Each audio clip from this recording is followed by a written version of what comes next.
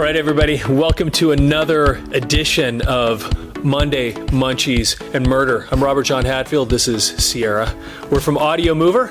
We're in the Audio Mover studio in St. George, Utah, and we're here with another. Today's story is so awesome. And actually, remember, so last week we had the theme of, remember what I did the search on last week? Decapitation. I did the search on decapitate, yeah. And so this week we're building on that theme. Oh. Although we're putting a little twist into it, and it's gonna be, you're gonna love this. This one is so awesome. Anyway, we're here in the Audio Mover studio. At Audio Mover, what we do is we take your old audio and videotapes and turn them into digital files, and we do work with churches and government agencies and historical societies. We're doing a big project for a former vice president of the United States right now, and we also do a lot of work for just people in their homes that have old audio and videotapes they need converted to digital.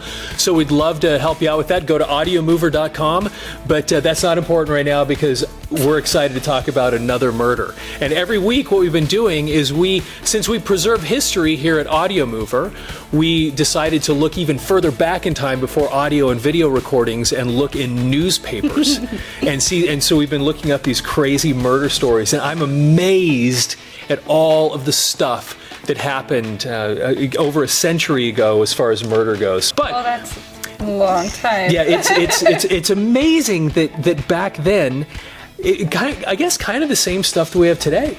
People killing each other. They definitely describe it differently, though. Yeah, that's true. That's what I like. So it gets pretty fascinating listening to how they word it and the different phrases and terms they use. But like last week, we did something a little different at the beginning where we looked at some advertising. Shampoo? Yeah, we did shampoo. And what was one of them? We had the palm olive. We had the Canthrox. Wasn't that what it was? There was a shampoo that sounded like a disease. And then the iodine one, right? Yeah. Oh, yeah. Champadine. So we talked about that. So anyway, the advertisements in these old newspapers are sometimes just as interesting as the murder stories. So I found another couple of advertisements I wanted to share with you today. So what we're going to talk about today is, everybody always wants to make extra money, right? Oh, yeah. All of us always do. Looking for a side hustle, looking for something else to invest in or what have you. So there were a lot of advertisements on how to make more money doing something different. Nice. So I wanted to share a few of these with you. And when I'm done, I'm going to share 3 different things, and then you can decide which one you would do. All right. Okay? Cool. So these are advertisements I found in old newspapers about different things you can do to make money. I'll put these up on the screen so you guys can see it. And here we go. All right. So do you need money? Yeah. To educate your children, support a family, pay off a mortgage, buy a home, or dress better? Isn't this a great... the first thing you see in this advertisement is what? A leg. A leg. You see a leg. And look at the bottom. Looks like my leg today. Actually, you're right. That's so funny. It actually does. That was not planned. So you see this leg, and look at the bottom. Did you see what they did with the legs? Legs side by side to do something artistic with the World Star Knitting Company written inside legs. Interesting. So do you need money to educate your children, support a family, pay off a mortgage, buy a home, or dress better? Then do as thousands of others are doing. Make money selling World's Star hosiery and clean knit underwear in your hometown. So you can make money selling underwear and hosiery. Exactly. No previous experience is necessary. Amazingly enough, you can sell underwear without having any experience selling underwear. You don't need to have any experience with this, and you can just jump right in. All right. Start selling underwear. How do we do this? We show you how to make money in an easy, congenial, and profitable way. Isn't it interesting that they show you how to do it in a congenial way? It's good to know. 2 lady agents began in their hometown in California and each made over $3,000 in the first year. Wow. We sell direct from the mill. None of these normal middleman underwear stuff that you deal with. Okay? This is direct to you from the underwear mill. Eliminating the middleman's profit. You see that? Right. Thereby giving better value for the money. Our lines for men, women, and children are famous the world over. We have in 18 years grown to be the largest concern, does it say concern? Concern in the world. Manufacturing and selling knit goods direct to the consumer. Once again, No more of this middleman underwear stuff that you're going to have to deal with. Agents want it in every town. It's a permanent, pleasant, and profitable business. Three Ps. Pleasant, and profitable. Right today for a free catalog.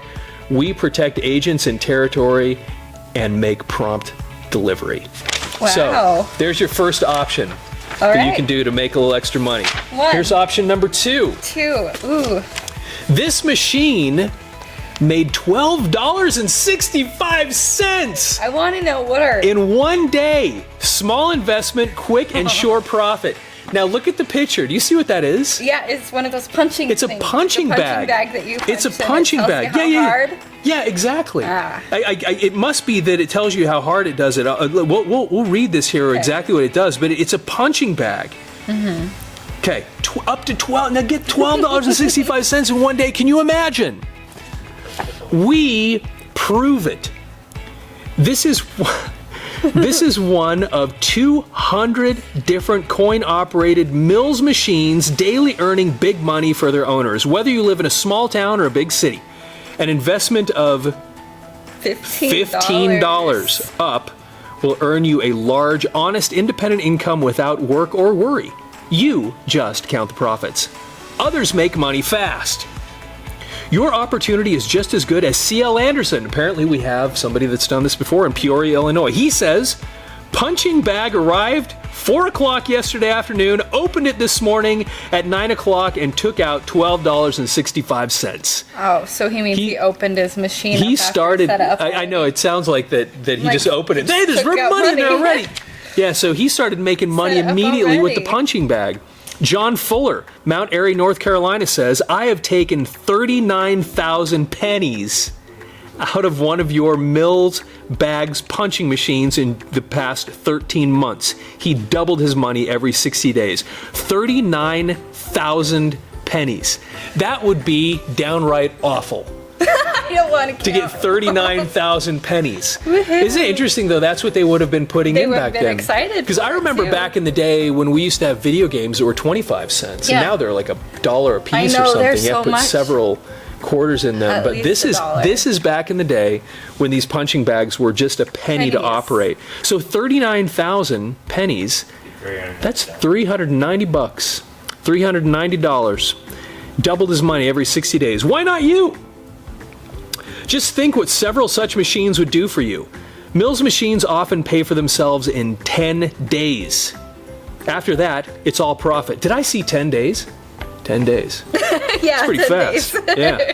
Everybody patronizes a Mill amusement machine, men, women, and children.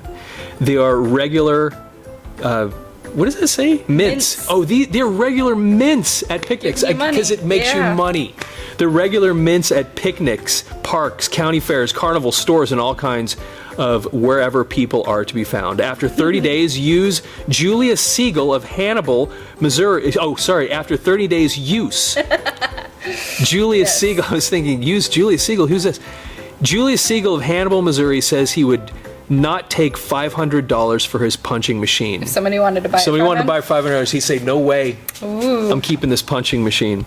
If you have any sum of money, $15 or more, to invest in a sure moneymaker, don't fail to write today for our booklet number 2, How to Make Money Fast. It's free.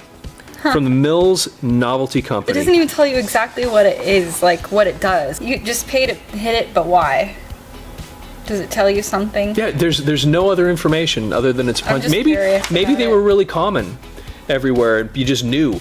I'm assuming that when you hit it, it bangs into that thing in the back, and it gives you Tells a you how hard you hit it or how much something, or- pressure or yeah. pounds or something You know, that like you they did. have those things that level up when you hit it with the hammer and Yeah. it goes up like that. Yeah, exactly. Okay.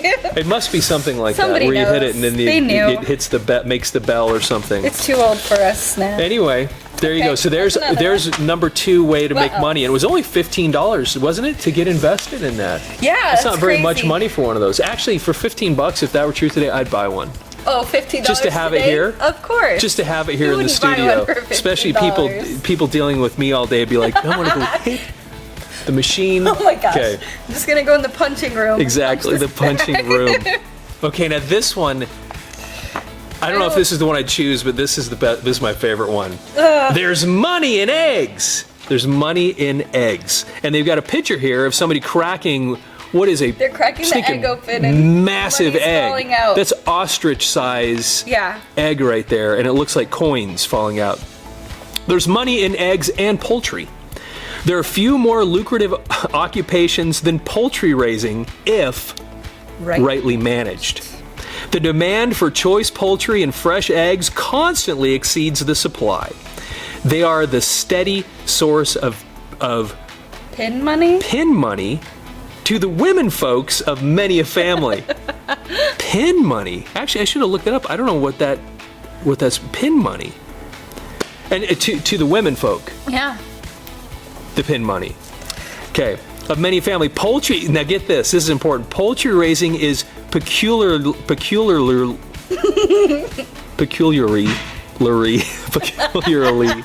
a woman's work.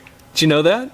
No, but I do know quite a few women who are interested in raising chickens. Seriously? Yeah, no joke.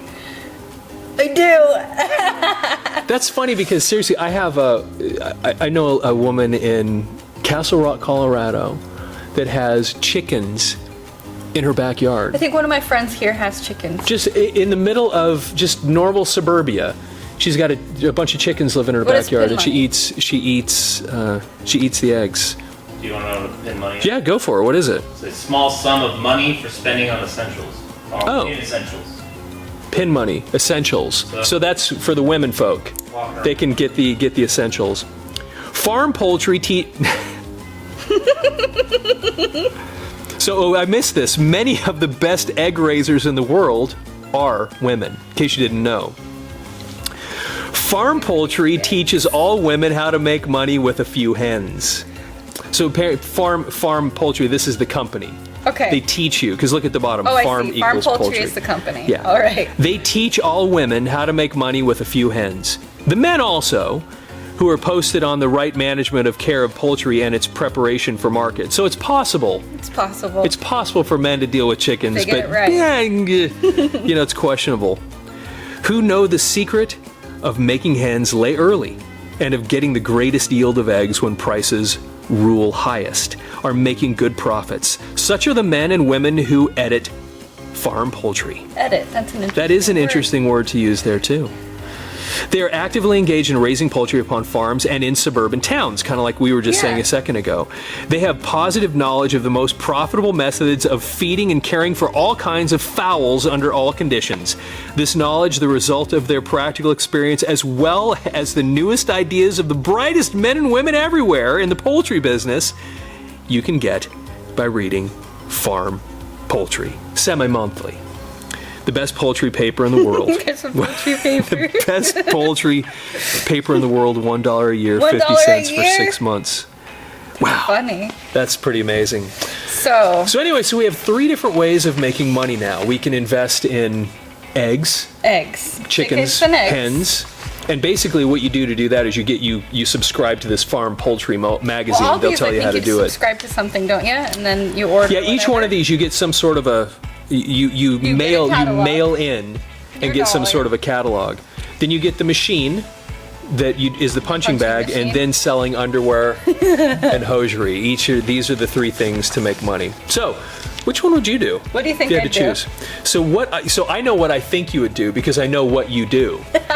Yep. Because you would probably want to sell the hosiery and underwear, but that's you what wouldn't. I wanna do. But you wouldn't just sell the hosiery and underwear would as they make shipped it to some, you. huh, right? You would either make some yourself, or you would take what they shipped to you And fancy it you'd up.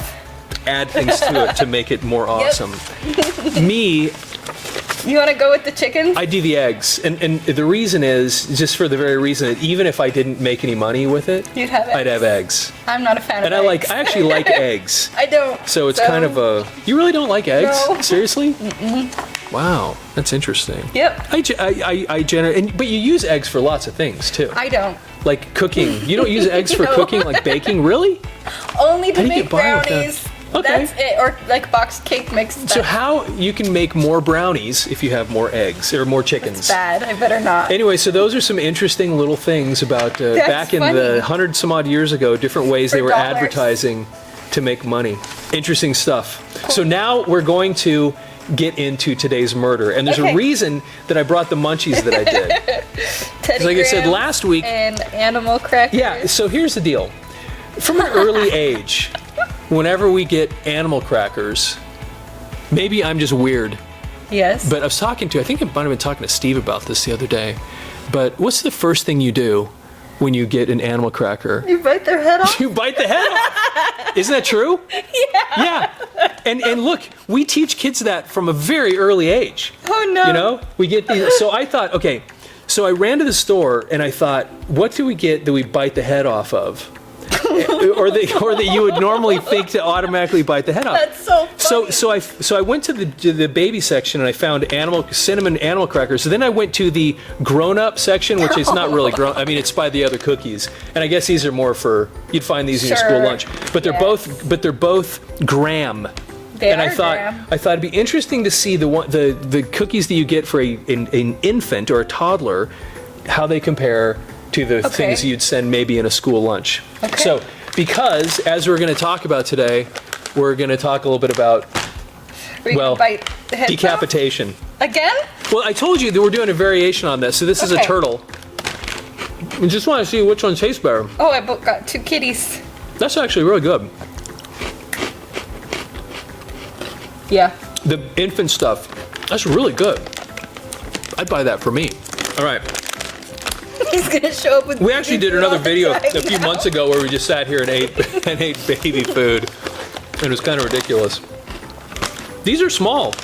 Yeah. The Teddy Grahams are really tiny. It's hard to bite the head off. No, it's not. It's not as obvious to bite the head off because it's so small.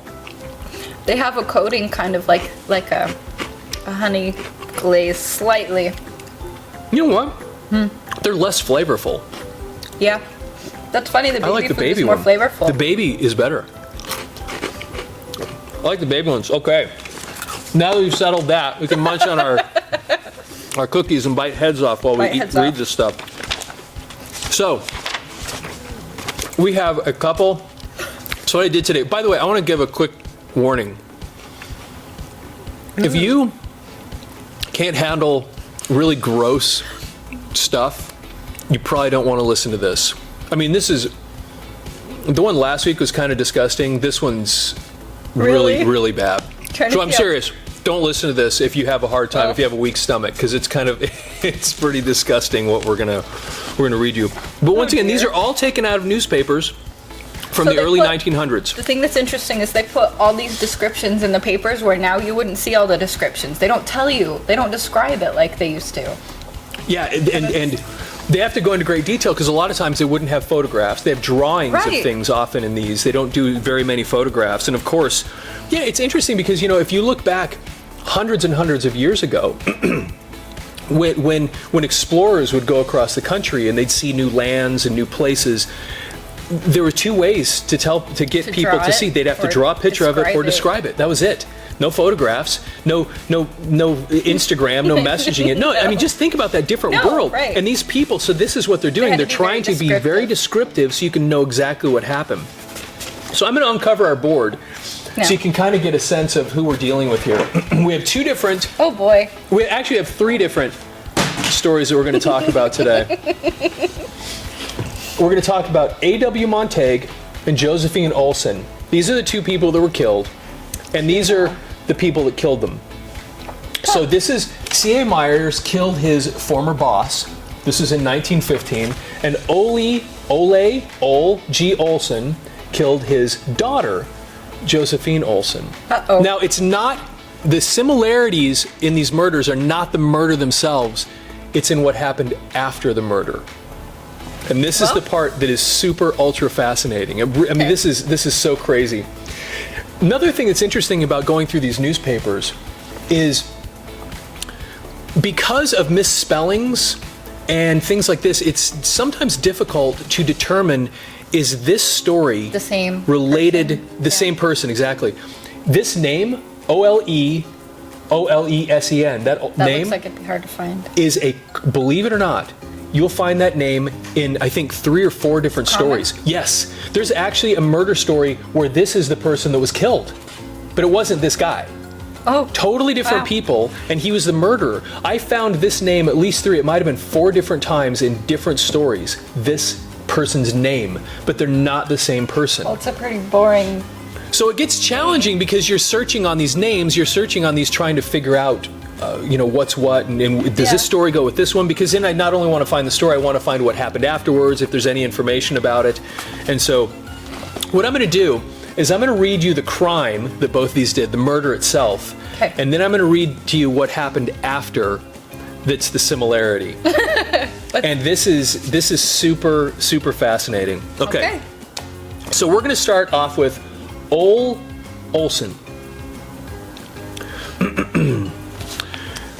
The crime of Ole G. Olson was as peculiar as it was cold-blooded and brutal. The victim was his 18-year-old daughter, Josephine, a pretty girl whose only offense was that she wished to become the wife of a neighbor.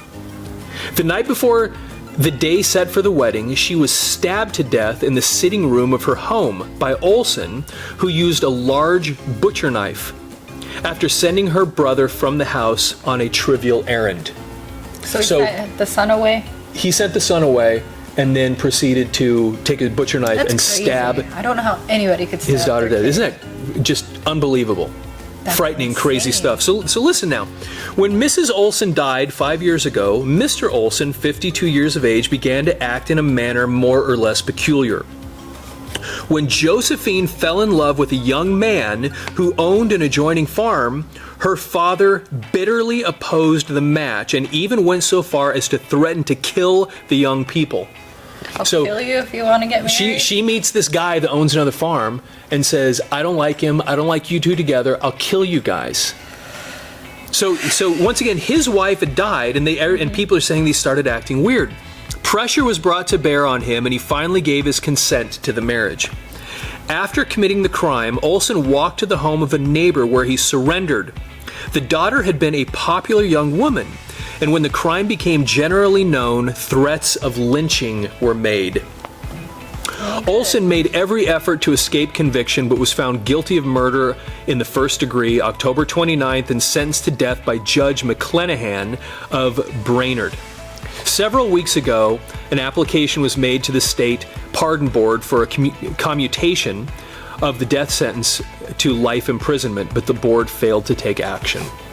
Olson was then sentenced to be hanged Friday, March 16th, but on March 5th, Judge McClenahan, on application of the attorney for the condemned man, granted a stay of 40 days, which was later cut down to 20 in order that Olson's sanity might be inquired into. This examination was held a few days ago when Olson was found to be sound mentally.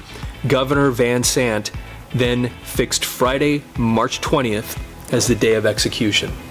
Okay, Well. here's a man, killed his daughter. Now, he started acting crazy after his wife died, and then killed his daughter. I mean, that does sound like somebody that just lost it. Like, really, Yeah. really, A little emotionally distraught or something really, really wrong with him. So we're going to come back to that in a minute and talk about what happened afterwards. So that's Olson. So now we're going to read this story about A.W. Montague and C.A. Myers, and we're going to talk about the crime here. C.A. Myers was formally charged with murder on January 20th, 1915. After killing A.W. Montague, superintendent of terminals for the Texas and Pacific Railroad, and Myers' former employer.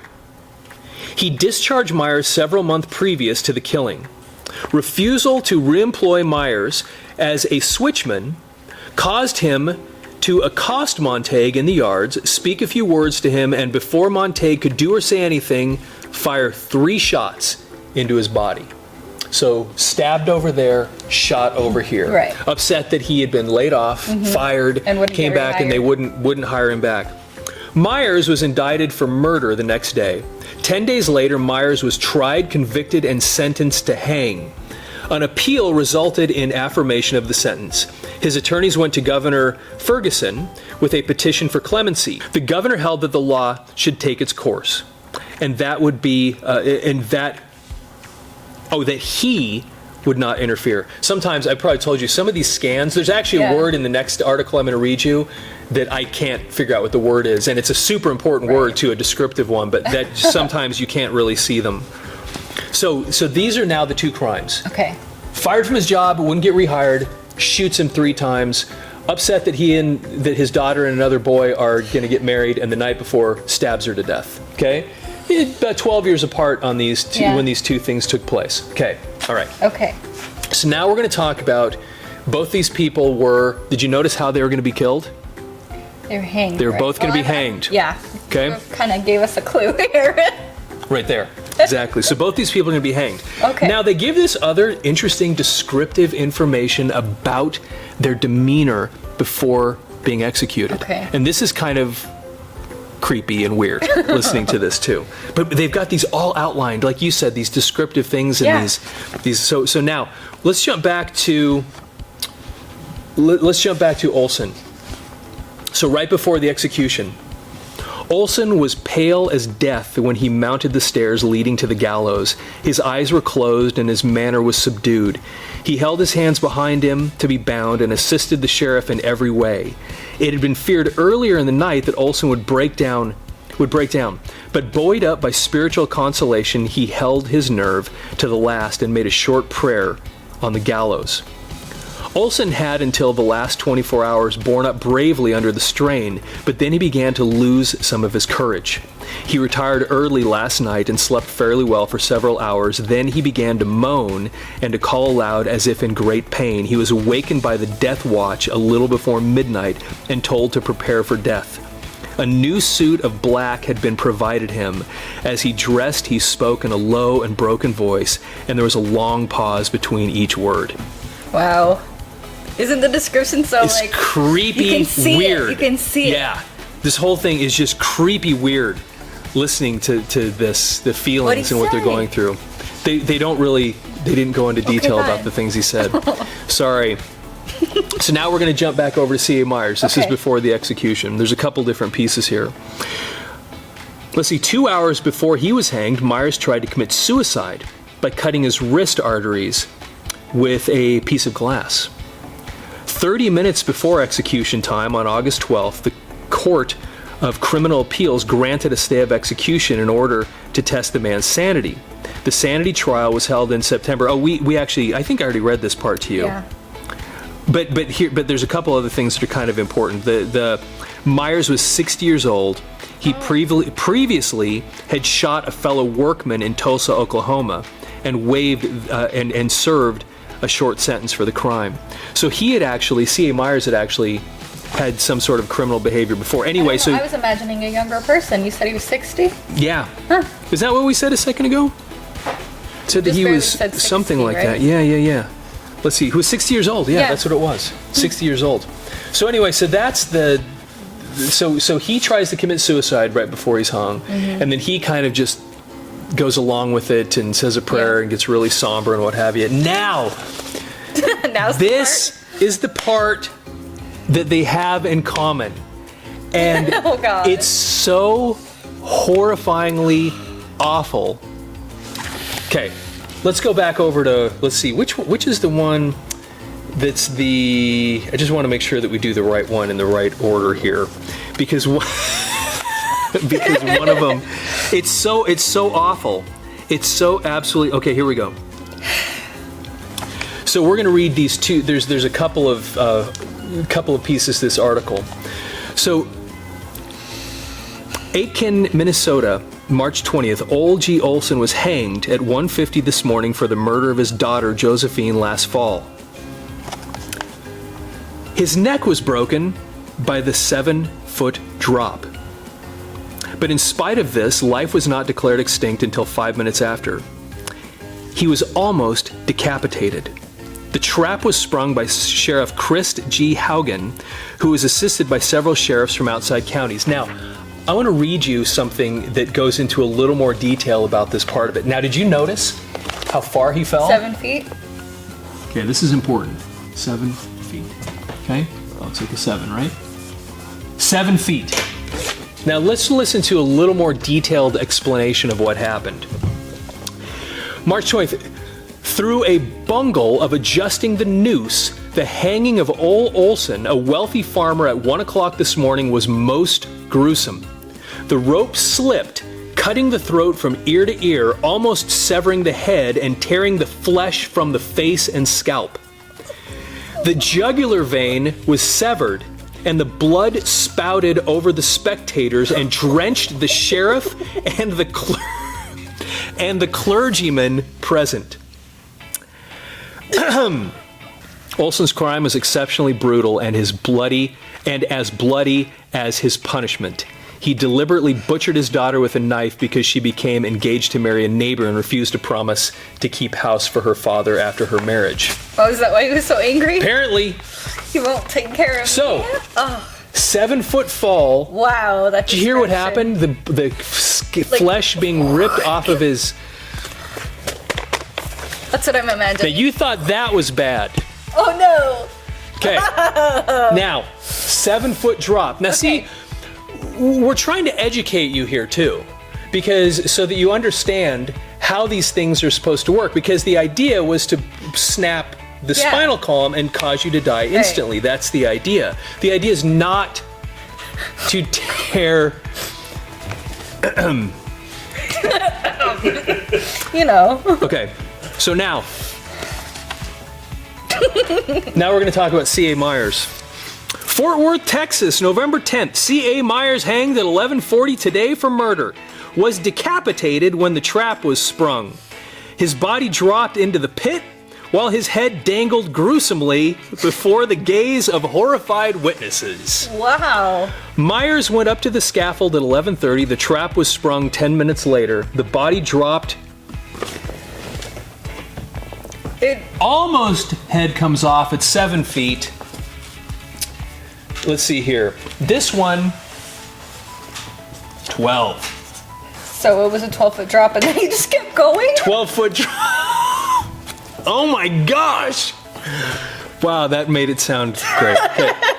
And he just kept going. Well, not completely. He didn't completely keep going. No, so listen. It's most of him.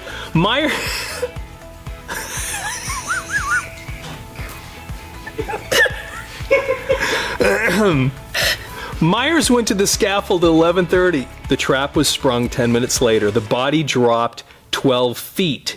When it reached the end of the rope, the head was severed from the body as cleanly as though by a sword. Oh, sword. Blood spurted in all directions and formed pools upon the floor. Several spectators fainted. Death was instantaneous. Oh, of course it was. Okay.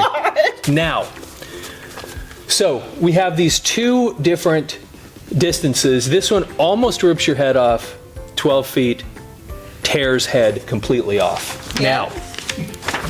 Now, is it worse? It gets, if you can imagine, it actually gets a little bit worse. So now what we're going to do is we're going to talk about another person named Andrew Carr. This guy was. So we have 7 foot, 12 foot, and Andrew Carr was almost an experiment when you read this story. So this one happened actually many years earlier. This one's from 1870, September 2nd, 1870. Now, remember, so last week, so these are horrible. Right. I mean, the blood spurting everywhere. This is disgusting. Heads are getting ripped off. And you remember last week how I found the article where they were like making a joke, where it was funny about some of the stuff that happened? Tobacco patch, the whole thing. Yeah, they were talking about the this one attitude. This is another almost sarcastically funny article about this same issue.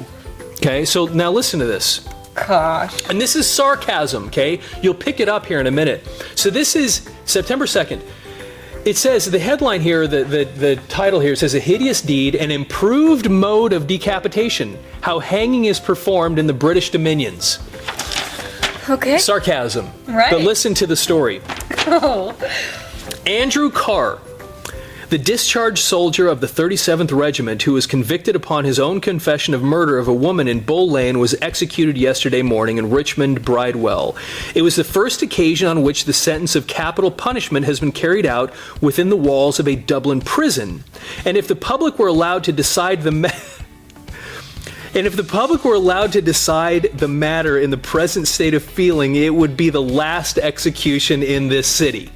Oh, goodness. By some extraordinary mismanagement, the sentence of the law was literally not carried out, for the wretched man was not hung by the neck until he died, but was put to death by a more speedy, though barbarous process. And? He was disposed of, in fact, just as a wounded pigeon in a battue is put out of pain. So a battue, this is our Your vocabulary word of the day, B-A-T-T-U-E. I looked this up, and the word means the hunter assistants, or sometimes hunters themselves, wrap sticks against trees or bushes in order to scare animals out of the woods into an open space, and when they catch them, apparently they snap their neck like that to kill them. So that's what this is all about. So, speedy blah blah blah blah blah, wounded pigeon and B2. Only that the neck of the poor bird is wrung off instantaneously by the fingers of an expert executioner, and Carr's head was torn off by a rope. It is a novel mode of dispatching criminals, combining the revolting circumstances of decapitation and hanging. At 7:45 o'clock, he was led from the gallery to the chapel up a flight of stone steps to the place of execution. The scaffold was erected outside one of the windows on the third story at a height of about 30 feet, overlooking a long flagged yard at the back of the hospital. He betrayed no symptom of flinching when confronted with the executioner, who wore a black mask. He submitted calmly to the usual preparations, ascended the steps with a firm tread, and stood on the platform as erect as if dressed up for review. He bade farewell to those about him, the cap was drawn over his face, and the spectators awaited the fatal signal in terrible suspense. It was but for a moment, the bolt was drawn, the wretched man fell, and then a horrid spectacle was witnessed. A drop of not 7, not 12. 30? No, it wasn't 30. Okay. Just slightly more than 12. A drop of 14. The whole thing was 30. Yeah, okay. yes, right, 30 feet up. A drop of 14 feet had been arranged in deference to the opinion of a learned professor who prescribed this length as necessary in order to produce instantaneous death by dislocating the neck. The truth of the theory was indeed established, and the experiment proved successful beyond expectation. So it does kill you. It will dislocate your neck, in fact, at 14 feet. The body fell to the full extent of the rope, and then with a sudden snap, the head was wrenched off and flung a distance of several feet to one side of the yard, while the trunk dropped to the other side. A ghastly mass with the nerves, this is the word I can't read, basically convulsing from the violence of the shock. The fragments of humanity were quickly gathered up and placed in a coffin to await the inquest. Fragments of humanity. Yeah, which was held at 12 o'clock. Captain Boyd deposed that he became aware of what had happened by the sudden recoil of the rope and hearing the sound of the body falling into the yard. Yeah, it's like the recoil there. Boom. All of a sudden, the rope is kind of loose. Something is going wrong here. Every precaution had been taken to execute the sentence as humanely as possible. The rope was sound, and the whole apparatus in perfect order. The height of the drop had been fully discussed, and many considered 14 feet too great a fall, an opinion in which he concurred himself, believing 8 feet enough. But I'm thinking it's too much. The surgeon of the prison, being anxious to lessen the sufferings of the convict, thought that length necessary to produce instantaneous death. Everybody else is gonna have nightmares for the rest of their lives now. But he's dead, so. But he's dead. Dr. Humphrey Minabin, the prison officer, deposed that all the parts were divided completely across the vertebrae fractured, which alone would cause immediate death. He could not account for the decapitation on ordinary principles, for the fall was less in proportion than that of Kilkelly, the last executed prisoner in some whatever jail, I can't read it. Some of the force of the fall, so apparently this happened before, and he just couldn't account because the last guy's head wasn't ripped off. Math. Yeah, I guess so. Usually, fall usually expended in so the point. So listen to this. Okay. Some of the force of the fall is usually expended in the tightening of the noose. In other words, when they Right. hit the bottom, they actually decelerate it. slightly as it tightens. Right. And that I guess slows them down a little bit, or somehow stops that snap. Yeah, as it. Okay. That rips your head off. pressure That part goes of in it. it. Yeah. Okay. Let's see, which is another educational thing here to know that that's how normally why the heads didn't get ripped off. So let's see, but feared that the present case of noose tightening, Phil is usually expended in the tightening noose, but feared that in the present case the noose was tightened beforehand. The Reverend Mr. Anthony visited that before the prisoner went to drop, he heard him complain that the rope was choking him before the time. So I guess it's you wouldn't already worry tightened about on it. his neck. Yeah, but you wouldn't think about, okay, so it's too tight. I mean, what You're difference does it gonna make die at this anyway. point? Yeah, exactly.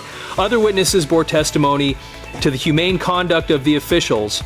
The jury found that the decapitation was a result of accident for which the prison officers were not to blame. He was 11 st, 7 pound. That's interesting. One more piece of Weight. interesting. 11 st, Stone, right? stone, and 7 pound. I had to look that up. I don't know didn't how much stone a is. stone I don't know how much a stone is, but 14 pounds. 14. So he's 11. So I think this was it was 161 pounds. I figured it out, and I think it was like 161 pounds. About 150 people assembled in the fields and some on the roofs of houses from which a view of prison could be obtained in hope of witnessing the execution, but the hoisting of a black flag was the only sign of death which they could see.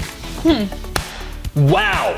Yeah. Is that unbelievable? I need another animal Pretty cracker. gory, man. So, 14 feet. Too much. That's too far to fall. And it was tightened. If the noose is already too tight, that's pretty darn gruesome. Anyway, hope you have a wonderful day. Oh my gosh. I think this stuff is, however gruesome, it's absolutely fascinating at It the is, same time. yeah. Reading and hearing all these stories. Anyway, hope you have a fantastic day after listening to that disgustingness. Once again, we're coming to you from the Audio Mover Studio in St. George, Utah. Thanks for visiting with us. Thanks for being here today, and we'll see you again soon for Monday Munchies and Murder. How do you say all that after that story? Just like, anyway. I know, I don't know where to go with it after that. It's kind of just horrible. So, Wow. that's one of the most gruesome things ever, isn't it? Oh, wow. How else do you end it? How else do you end a thing like that when you have something that's so absolutely awful? I don't know. I don't know either. We're like out of here. See you later.